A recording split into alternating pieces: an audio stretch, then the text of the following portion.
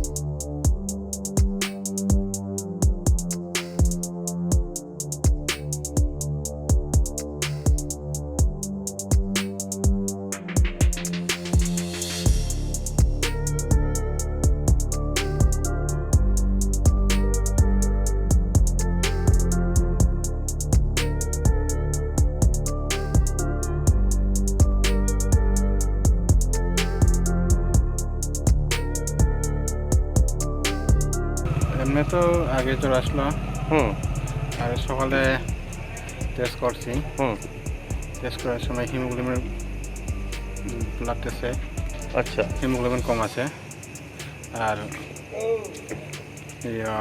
Jaundice 17.5 পর্যন্ত আসলাম, খুব বেশি আসলো। মানে উনি করোনা পজিটিভ আসলো নাকি? এরপরে টেস্ট করছে এই যে নাক দিয়া এই দিয়ে আধা ঘন্টার পরে রিপোর্ট আসছে খয়ে তাহলে কইছে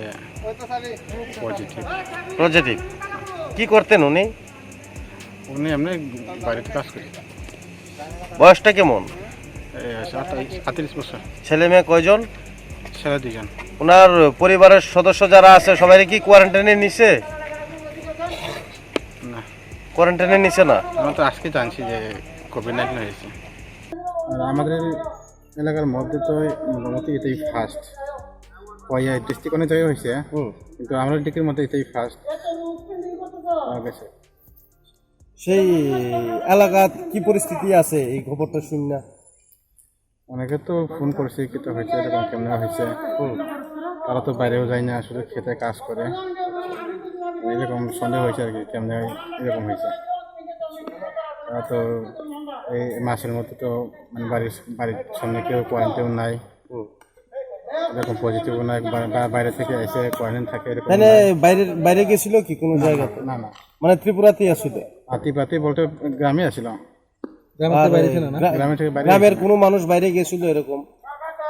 গ্রামের বাইরে বলতে ত্রিপুরার বাইরে তো এমন নাই।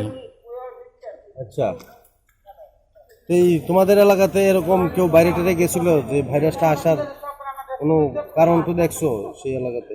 এটাই সন্দেহ করতেছি, মানে এখন পর্যন্ত বাইরে থেকে হয়তো প্রথম এরকম, আর তোমাদের গ্রামে কোনো সময় হয়েছে না? আগে প্রথমে যখন করোনা হয়েছিল তখন কয়েকজন এসে কিনা, তারা তো সবাই নেগেটিভ।